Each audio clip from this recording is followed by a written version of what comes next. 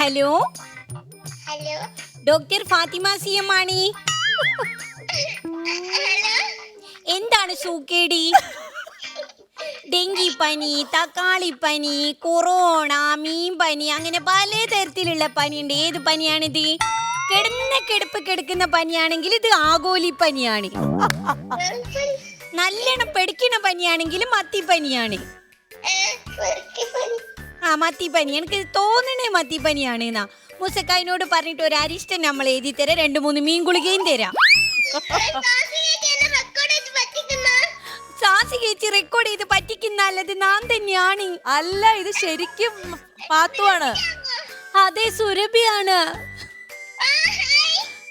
ഞാൻ കണ്ടല്ലോ കൊറേ റീൽസ്. കൊറേ ഇഷ്ടപ്പെട്ടപ്പോ പനിയൊക്കെ പോയില്ലേ?